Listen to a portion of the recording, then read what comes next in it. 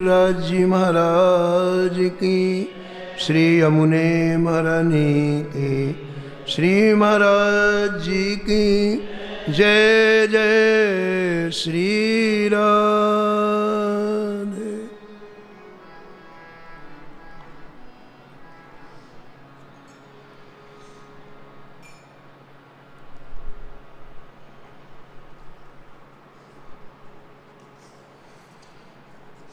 खेमाल रत्न राठौर के अटल भक्त आई सदन।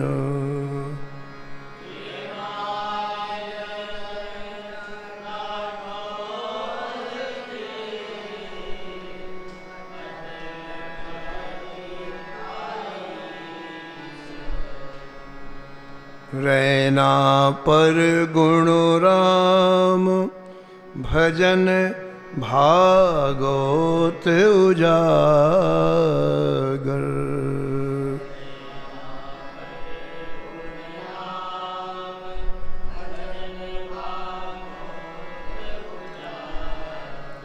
प्रेमी परम किशोर उदर राजत रत्नाकर।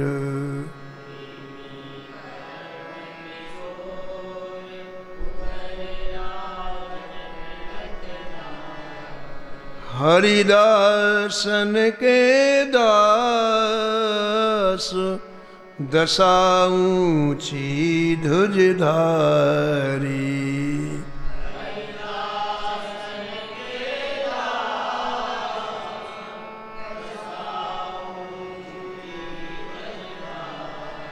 निर्भय अनन्य उदार रसिक जस रसना भारी।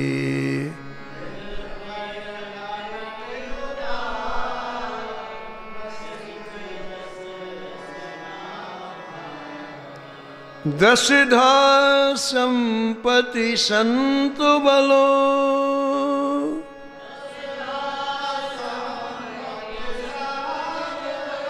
सदा रहत प्रफुल्लित बदनो।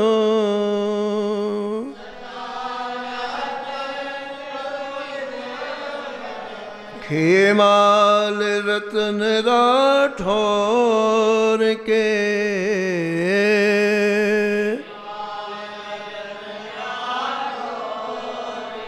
अटल भक्त आई सदन।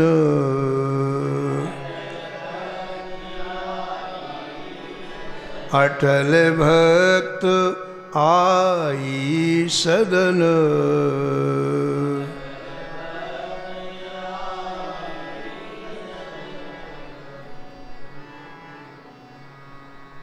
परम भागवत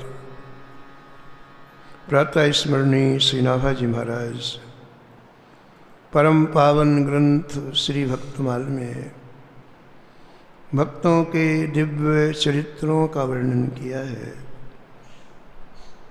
इस छप्पे में परम भक्त श्री खेमाल रत्न राठौर का स्मरण करते हुए श्री नाभाजी महाराज कहते हैं कि ये राज परिवार से संबंधित थे खेमाल रत्न राठौर, और एक ही ऐसा परिवार हुआ जहाँ कई पीढ़ियों तक भगवान की भक्ति अटल रूप से विराजमान हो गई। ऐसा नियम है कि व्यक्ति के साथ ही उसके भजन की परंपरा चली जाती है, भक्ति चली जाती है। लेकिन ये बड़ी विचित्र बात है कि इनके कई पीढ़ियों तक भक्ति बनी रही। ऐसा नाभाजी महाराज कहते हैं। ऐसा कैसे हुआ? ऐसा कैसे संभव हुआ? तो नाभाजी महाराज कहते हैं संतों की कृपा से संभव हुआ। 10 धा संपत्ति संत बलो, सदा रहत प्रफुल्लित वदनो, सदा रहत प्रफुल्लित वदन। संत की कृपा प्राप्त हो गई श्री खेमाल रत्न राठौर जी को। कृपा कैसे प्राप्त हुई? संतों के प्रति हृदय में भाव उत्पन्न हुआ, और आज परिवार में रहते हुए भी आपने संत सेवा का व्रत ले लिया, प्रतिज्ञा कर ली कि मेरे पास जो भी सामर्थ्य है, शक्ति है, साधन है, मैं संतों की प्रसन्नता के लिए सभी चीज़ों का उपयोग करूंगा। परिणाम ये हुआ कि आपके राजमहल में संत आने लग गए। संत जहाँ आएंगे वहाँ सत्संग होगा, वहाँ श्री ठाकुर जी की कथा होगी, ठाकुर जी के नाम का संकीर्तन होगा, और जिन संतों ने भगवत प्राप्ति कर ली है उनकी चर्चा होगी। तो धीरे धीरे खेमाल रत्न राठौर के यहाँ भक्तिमय वातावरण बनने लग गया, जहाँ निरंतर एक ही बात रहती सुबह से शाम तक, श्री ठाकुर जी की चर्चा, श्री ठाकुर जी के भक्तों की चर्चा, श्री ठाकुर जी की सेवा, भक्तों की सेवा, उनके उपदेश श्रवण करना। 24 घंटे सुबह से शाम एक ही धारा बहती। राम ही सुमरिय गाइए, राम ही सुम।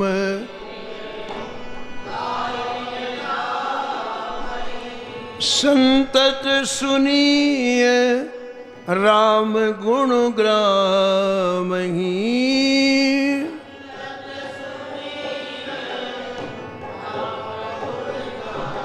हाँ संतत सुनिए राम गुण ग्राम ही।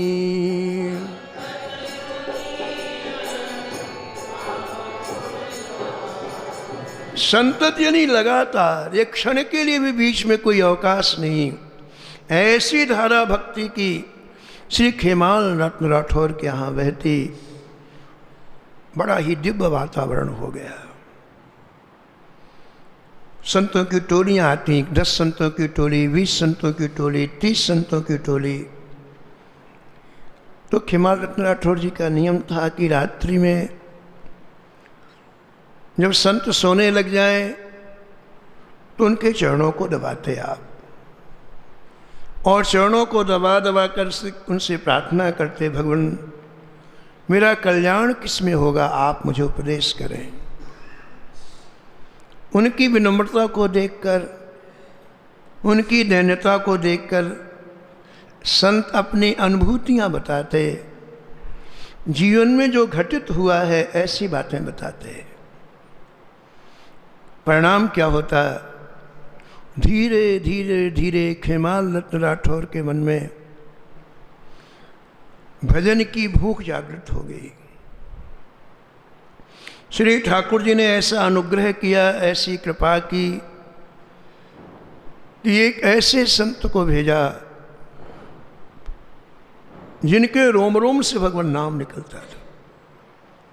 इतना नाम लिया उन्होंने, इतना नाम लिया कि जिह्वा से नहीं, रोम रोम से नाम निकलता उनके।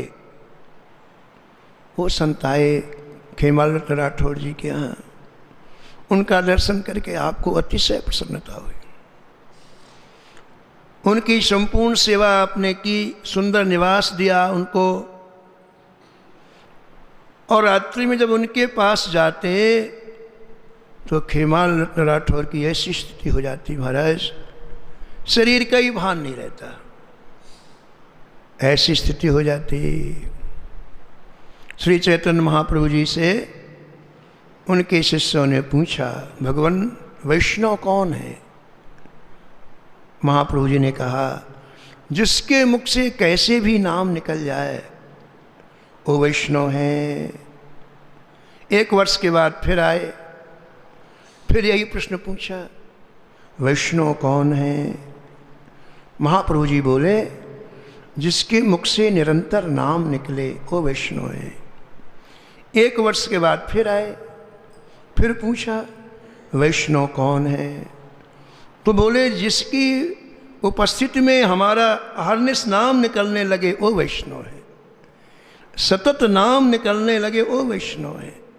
इस कोटि के ये संत जो खेमाल रत्न राठौर के यहाँ आए, उनकी सन्निधि में जाते ही आपको अपने वाय शरीर की विस्मृति हो जाती और महाराज घंटों बैठे रहते उनके पास। मन की स्थिति तो बड़ी विचित्र है। श्री खेमाल रत्न राठौर जी कहते हैं कि कभी कभी मन संसारिक चिंतन करने लगता, संसार में चला जाता। तो महापुरुष की ऐसी दृष्टि थी, अंतरंग दृष्टि थी, वो तुरंत सावधान करते, अरे खेमाल, समय व्यर्थ मत करो, अपने मन को जहाँ लगाना है वहाँ लगाओ। ऐसा कहते, समय व्यर्थ मत करो। और मैं सद्या ही सावधान हो जाता और अपने मन को पुनः श्री ठाकुर जी के चिंतन में जोड़ देता। ऐसा खेमाल रत्न, ऐसे वो उत्कृष्ट संत थे, महान संत थे। तो श्री नाभाजी महाराज कहते हैं कि और संत तो आते थे और जाते थे, आए और चले गए, लेकिन ये संत ऐसे थे जो कई वर्षों तक खेमाल रत्न राठौर के यहाँ रुक गए और रुकने के बाद उन्हें बड़ा सत्संग प्राप्त हुआ, बड़ा सुख मिला। और बाद में श्री ठाकुर जी का ऐसा अनुग्रह हुआ, कृपा हुआ कि उनके प्राण भी खेमाल रत्न राठौर के यहाँ ही छूटे। जब प्राण छूट गए तो भगवान की इच्छा मान करके खेमाल रत्न राठौर जी ने उनका अंतिम संस्कार किया। अंतिम संस्कार करने के बाद आप वापस आए और विचार किया कि संत के प्राण हमारे यहाँ छूटे हैं तो हम इनका उत्सव मनाएंगे, तिरोधान उत्सव मनाएंगे। और वो उत्सव मनाने के लिए आपने तैयारी की। संत के उत्सव में संत ही आएंगे, दूसरा कोई आएगा ही नहीं। तो आपने चारों दिशाओं से, उत्तर दक्षिण पूर्व पश्चिम से संतों का निमंत्रण किया। बहुत संत आए, हजारों की संख्या में संत आए। सब खेमाल रत्न राठौर जी के संत प्रेम से परिचित थे, इसलिए विशेष रूप से आए। जो संत कहीं नहीं जाते थे वो भी आए। हजारों संत की उपस्थिति हो गई खेमाल रत्न राठौर के यहाँ। तो खेमाल रत्न राठौर जी संतों का दर्शन करने के बाद अब रोना प्रारंभ किया। अभी तक नहीं रोए, अब रोना प्रारंभ किया। और इतना रोए, इतना रोए, 1 घंटे नहीं, 2 घंटे नहीं, 3 घंटे नहीं, रोते ही रही, रोते ही रही। तो संतों को बड़ा आश्चर्य हुआ। संतों ने विचार किया कि ये क्या, इतने दिन तक सत्संग किया और फिर भी आपके मन में शरीर की इतनी आसक्ति, शरीर तो सबका जाना है, उस शरीर के लिए इतना रुदन। तो आपके मन में बहुत, संतों के मन में पीड़ा हुई। संतों में उसमें जो वृद्ध संत थे वो खड़े हुए और खड़े होकर के उन्होंने निवेदन किया, खेमाल रत्न जी, इतनी बड़ी जिम्मेदारी अभी आपकी, इतने संत आने वाले हैं, सबके भोजन की व्यवस्था, सबका सम्मान करना है, आपने सबको बुलाया है, आप इतने अधीर हो रहे हैं तो आगे का काम कौन संभालेगा? आप बताओ, इस संसार में किसे रहना है? सबको जाना है। फिर आप सावधान होइए, धैर्य धारण करिए, आगे की प्रक्रिया संभालिए। जब उन वृद्ध संत ने ऐसा कहा तो आप खड़े हो गए, अपने आंसुओं को पोंछा और बड़ी ही विनम्र वाणी में बोले, बड़ी विनम्रता पूर्वक बोले, जय जय, मैं इसलिए रो रहा था, मैं जानता हूं कि शरीर सबका जाना है, लेकिन मेरे रोने का कारण ये था, मेरे जीवन का एक बहुत बड़ा बिंदु जिसकी देखरेख स्वयं वो संत भगवान करते थे, वो चला गया। क्या चला गया? खेमाल रत्न राठौर बोले कि अब मेरे मन को देखने वाला कोई नहीं रह गया। शरीर को देखने वाले तो मिल भी जाते हैं लोग किसी न किसी कारण, लेकिन मन को देखने वाला कोई नहीं मिलता। वही ऐसे संत थे जिनका प्रवेश मन तक था। एक क्षण के लिए मेरा मन इधर से उधर हो, संसार की तरफ जाए, तो आप तुरंत सावधान कर देते। अब वो चले गए हैं, इसलिए मेरा मन कौन संभालेगा, मैं इसलिए रो रहा हूं। तो हजारों संत आए थे, करीब सभी भजनानंदी थे। उन्होंने खड़े होकर के खेमाल रत्न राठौर जी को आशीर्वाद दिया, कहा आप बिल्कुल मत घबराओ, हम सभी संत आशीर्वाद देते हैं कि ये भक्ति आपके संपूर्ण परिवार में प्रतिष्ठित हो जाएगी, सबका मन भगवान के भजन में लगेगा, आप बिल्कुल चिंता मत करो। लिखा हुआ है भक्तमाल जी में कि संतों के आशीर्वाद से खेमाल रत्न राठौर के यहाँ कई पीढ़ी भक्ति रही। इतना ही नहीं, महाराज खेमाल रत्न राठौर के यहाँ हाथी, घोड़े, कुत्ते, बिल्ली जो भी थे, सब में भक्ति आ गई। संतों ने कैसा अनुग्रह किया, हाथी, घोड़े, बिल्लियों में भक्ति आ गई, मनुष्यों की कौन बात कहे। ये संतों की ये कृपा, ये अनुग्रह है।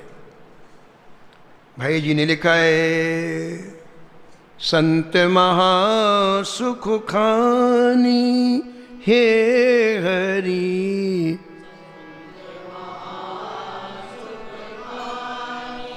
हे हरि संत महा पर हर सकल कामना जग की,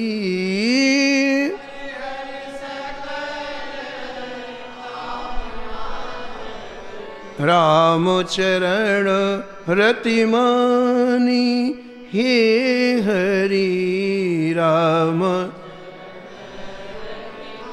संत महा सुख खानी हे हरि संत महा पर दुख दुखी सुखी पर सुख ते,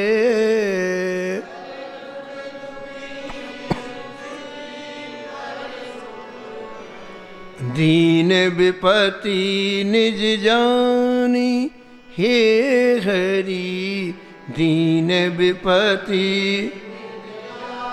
संत महा सुख खानी हे हरि संत महा,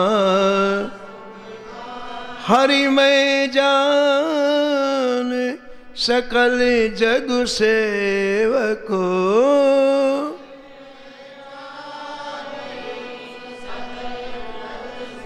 और अभिमान न आनी हे हरि और अभिमान, संत महा सुख खानी हे हरि संत महा, मधुर सदा हित कर प्रिय साचे।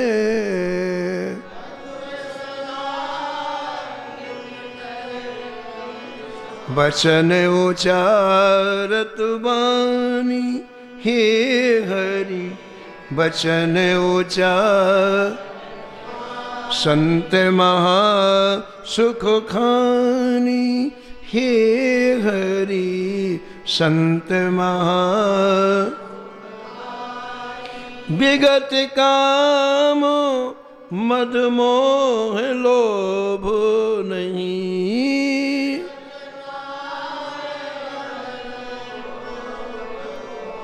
सुख दुख सम कर जानी हे हरि, सुख दुख सम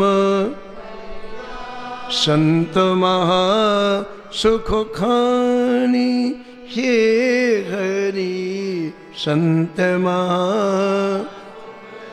राम नाम पीयूष पान रथ।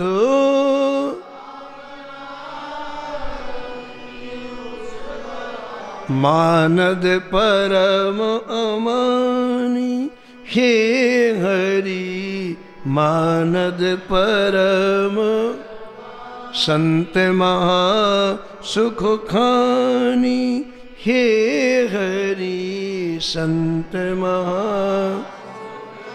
पतितन को हरिलोक पठावत।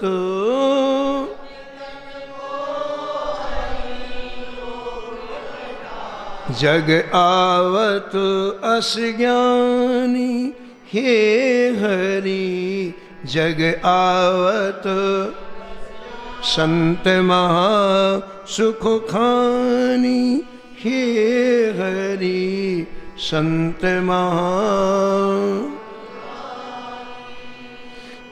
संतों की कृपा से आप में प्रेमा भक्ति प्रविष्ट कर गई और प्रेमा भक्ति के चरमोत्कर्ष बिंदु में खेमाल लत राठौर जी ने अपना जीवन व्यतीत किया, ऐसा श्री नाभाजी महाराज कहते हैं।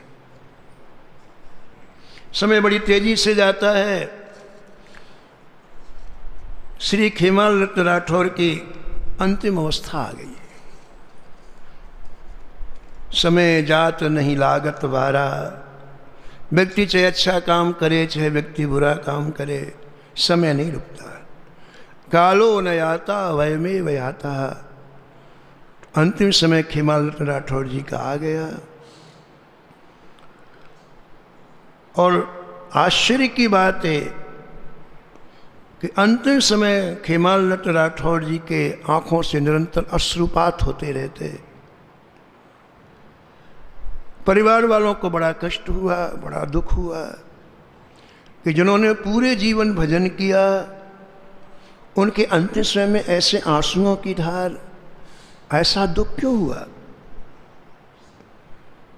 तो उनके पुत्र, उनके नाती, सभी लोग, पूरा परिवार चारों तरफ एकत्रित होकर के हाथ जोड़ करके विनम्रता पूर्वक पूछा, पिताजी ऐसा कौन सा कष्ट है आपको जिसके कारण आप दुख मान रहे हैं, रो रहे हैं। दूसरी बात है कि आपने इतना भजन किया, इतना साधु संग किया, और आप यदि ऐसा दुखी होंगे तो फिर भजन करने से क्या लाभ।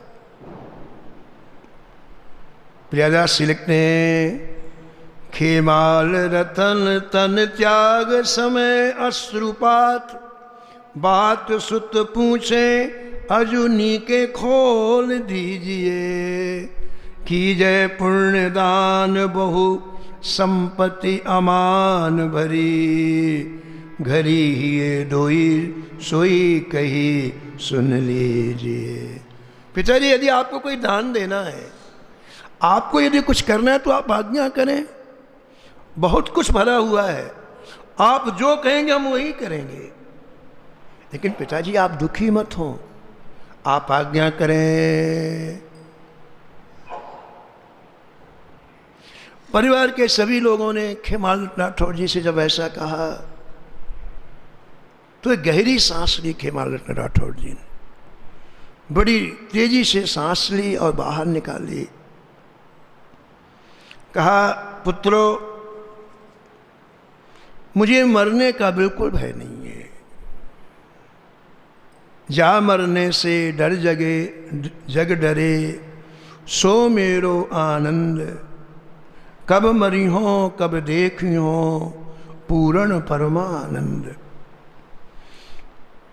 मुझे तो शरीर बदलने के बाद भगवान के धाम में जाना है, तो मुझे मृत्यु से भय नहीं है। लेकिन एक चूक हो गई, एक मेरे जीवन में कमी आ गई, मौका मैं चूक गया। आज शरीर छोड़ते समय मुझे उसका स्मरण हो रहा है। मुझे कोई कष्ट नहीं है, मुझे कोई अभाव नहीं है, लेकिन मैं दो काम कर नहीं पाया जीवन में, उनकी मन में अंतिम समय पीड़ा हो रही है। यह शरीर अब जा रहा है और इसलिए मैं बार बार अपने आप को धिक्कार रहा हूँ कि मैंने वो दो काम नहीं किए और ये नश्वर शरीर समाप्त होने वाला है। पिताजी, ऐसे आपने कौन से नहीं किए दो काम, हमें बताओ। खेमाल राठौर जी ने कहा कि भैया मैं क्या बताऊं, विविध बड़ाई में समाई मत भई पैना, विविध बड़ाई में समाई मत भई पैना, नित्य ही विचार अब मन पर कीजिए, नित्य ही विचार अब मन पर कीजिए, मन पर कीजिए, मन पर कीजिए। विविध बड़ाई, सबसे बड़ा कष्ट जीवन में ये है कि व्यक्ति सम्मान और बड़ाई में कभी कभी आगे रख करके इसे श्री ठाकुर जी की विशिष्ट सेवाओं से वंचित हो जाता है। मैं नित्य अपने हाथों से ठाकुर जी की सेवा करता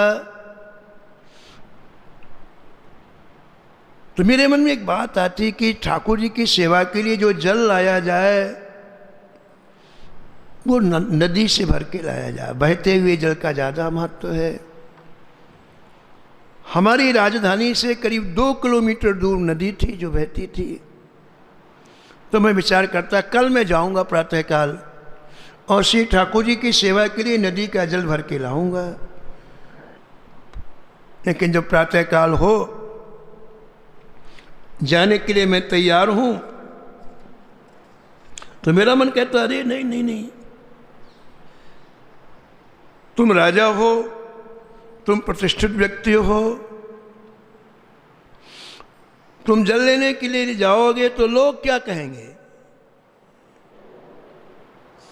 बस फिर मैं नहीं जाता, मैं यहीं कूप के जल से सेवा कर लेता ठाकुर जी की। आज मुझे याद आ रहा है कि इस शरीर से मैंने लज्जा किया, ठाकुर जी के लिए जल लेके लिए नहीं आया आज तक। थोड़ी देर के बाद वो शरीर मिट्टी में मिल जाएगा, राख बन जाएगा, नदी में डाल देंगे तो कछुए खा जाएंगे। मुझे बड़ा कष्ट हो रहा है। मैंने ये सेवा नहीं कर पाया ठाकुर जी की रोज जल लाने के लिए, केवल मान बढ़ाई के कारण। आज मुझको बड़ा पश्चाताप हो रहा है। और दूसरा, मैं जब ठाकुर जी का श्रृंगार करता तो श्रृंगार करने के बाद मेरे मन में होता है इतना सुंदर स्वरूप है, मैं पैरों में घुंघरू बांध करके नृत्य करूंगा। और मैं जैसे ही नृत्य करने लगता, नृत्य करने को तैयार होता या घुंघरू पहनता, अरे लोग क्या कहेंगे, कितना बड़ा राजा होकर के नाचता है, फिर मैं नृत्य नहीं करता।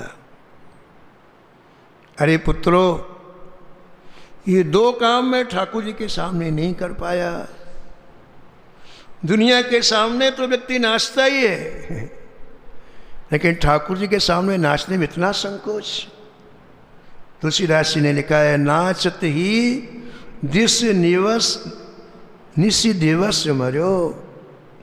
हे नाथ, ये जीव दिन रात नाचता ही तो रहता है, सुबह से शाम तक। तब ही ते न भयो हरि थिर, जब ते जीव नाम धरो। हे प्रभु, जब से इसका जीवात्मा नाम पड़ा है तब से नाच ही रहा है, स्थिर नहीं हुआ।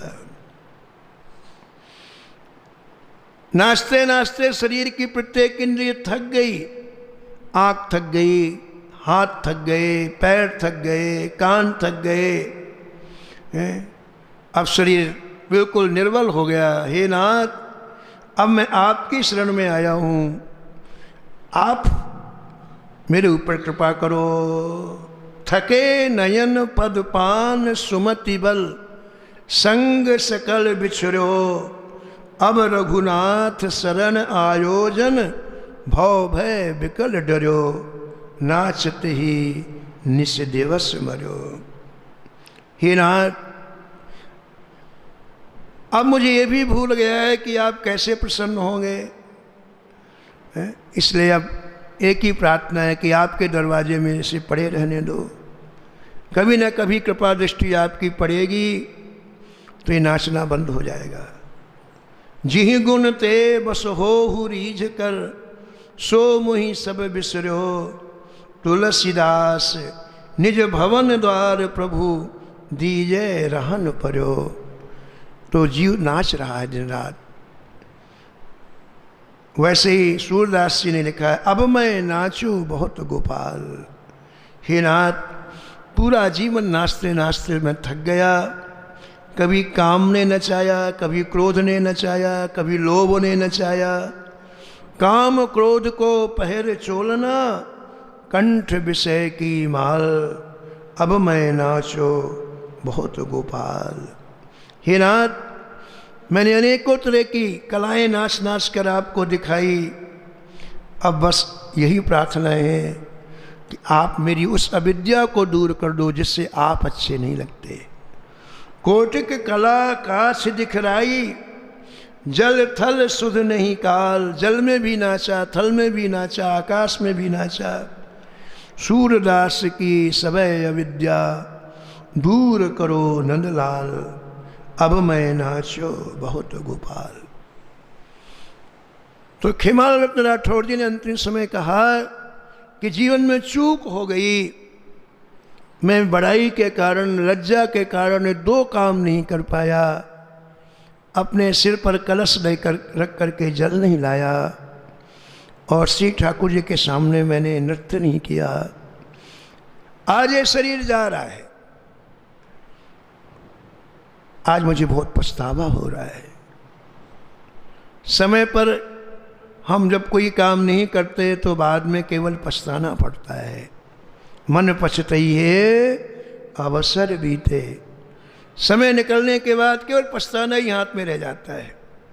दुर्लभ देह पाए हरिपद भज, कर्म वचन और हीते। मन पछताइए अवसर बीते।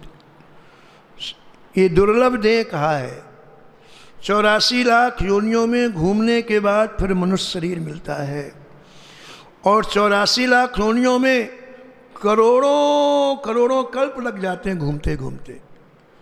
कब हो कि कर करुणा नर देही, देत ईश बिनु हेतु स्नेही। उन 84 लाख योनियों में घूमते घूमते घूमते कभी श्री ठाकुर जी को करुणा आती है, उससे निकाल करके मनुष्य बना देते हैं कि अब ये भजन करके हमारे धाम में आएगा। तो बार बार 84 लाख योनियों में जाएगा ही नहीं। इसलिए दुर्लभ देह से कहा है। प्रभु की कृपा से देह प्राप्त होती है। गोस्वामी जी कहते हैं कि ऐसी देह को प्राप्त करके, अरे जीव कर्म मन और वचन से तू भगवान का भजन कर, कर्म वचन और हित, तीनों से भगवान का भजन कर। सुत बनतादि जान स्वार्थ रत न करुणे सब हीते, अंतों तो ही तजेंगे पामर तू न तजे अब हीते। संसार में जितने संबंध हैं उन संबंधों के साथ कर्तव्य का पालन करना चाहिए, लेकिन ममता तो श्री ठाकुर जी के चरणों में रखना चाहिए, क्योंकि संसार में जो कुछ है वो सब जाने वाला है, सब छिनने वाला है। इसलिए अंत में या तो हम छोड़ देंगे उन्हें या वो हमें छोड़ देंगे। इसलिए अभी से सावधान होकर भगवान का भजन करना चाहिए। सहस बाहु दस बदन आदि नृप, बचे न काल बलीते, हम कर धन धाम समारे, अंत चले उठरीते। बड़े बड़े यहाँ राजा आए, महाराजा आए, चक्रवर्ती सम्राट आए, जिनकी आयु 100 वर्ष नहीं, 1000 वर्ष नहीं, लाखों वर्ष थी, जिनके बल के बारे में कुछ कहा नहीं जाता था, जिन्होंने यमराज को अपने यहाँ बांध के रखा था, ऐसे बड़े बड़े प्रभावी राजा आए। सहस्रबाहु जिसके 1000 भुजाएं थीं, 10 वदन रावण आदि ऐसे ही राजा थे, लेकिन अंत में उन्हें भी जाना पड़ा। अंत में वो रह नहीं पाए, काल ने उन्हें भी खा लिया। हम कर धन धाम संवारे, अंत चले उठरीते। हमारी तो 100 वर्ष की आया, लाखों वर्ष तक संसार का धन एकत्रित करते रहे, ये मेरा है, ये मेरा, ये मेरा कहते रहे, लेकिन अंत में गए तो खाली हाथ गए। अंत चले उठरीते, मन पछतई है अवसर बीते। अब नाथ अनुराग जाग जड़, त्याग दुराशा जीते। गोस्वामी जी कह रहे हैं कि जो समय चला गया चला गया, अब जो शेष समय बचा है उसमें आप सावधान हो जाएं, आपका अनुराग श्री ठाकुर जी में हो जाए, नहीं तो कामनाओं की अग्नि कभी बुझती नहीं है। जितनी कामनाएं हम पूर्ति करते हैं, नई नई कामनाओं का जन्म हो जाता है, फिर बाद में पछताना पड़ता है। बुझे न काम अगिन तुलसी, कहूँ विषय भोग भोगीते, मन पछतई है अवसर बीते। खेमाल रत्न राठौर जी ने अपने दुख का कारण बताया तो जितने लोग थे सब चुप रहे, कोई कुछ नहीं बोला। उनके बेटे का नाम था राम रयन जी। तो राम रयन जी ने भी सुना लेकिन कुछ नहीं बोले। बोले पिताजी अब हम इसके बारे में क्या कर सकते हैं, तो आपको ही करना था, अब आपके काम को आपको ही करना था, हम लोग इसमें क्या कर सकते हैं, ऐसा बोले। वहीं पर बिल्कुल छोटी आयु, समझो आप 15-16 वर्ष की आयु के रामरेन जी के पुत्र किशोर जी थे, किशोर सिंह नाम था उनका। उन्हें अपने दादाजी के दुख को सुना, दर्द को सुना, तो महाराज सभी के बीच में हाथ जोड़ करके दादाजी से बोले, रहे चुपचाप सब जानी काम आप ही को, रहे चुपचाप सब बोलो यो किशोर नाती आज्ञा मोको दीजिए, बोलो यो किशोर नाती आज्ञा मोको, यही नित्य करो नहीं तरो जोलो जीवे तन, यही नित्य करो नहीं तरो जोलो जीवे, मन में हुलास उठ छाती लाए जीजिए, मन में हुला उठ छाती लाए जीजिए, छाती लाए जीजिए, छाती लाए जीजिए।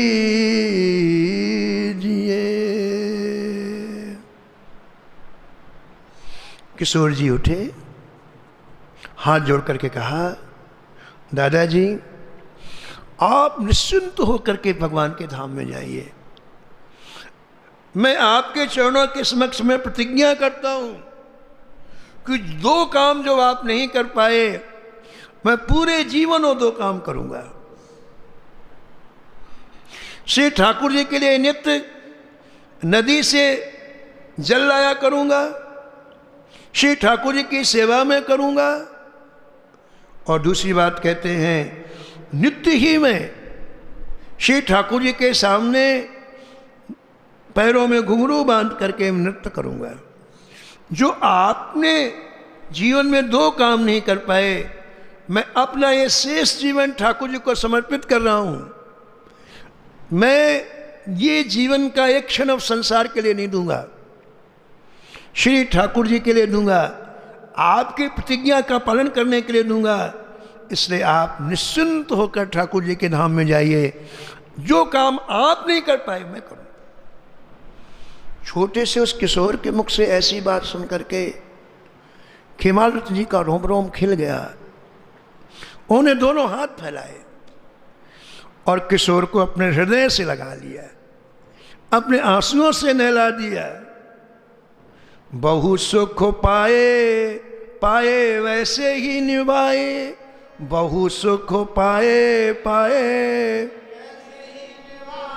फन गाए गुण लाल प्यारी अति मत भीजिए, गाए गुण लाल प्यारी अति मत भीजिए, अति मत भीजिए, अति मत भी।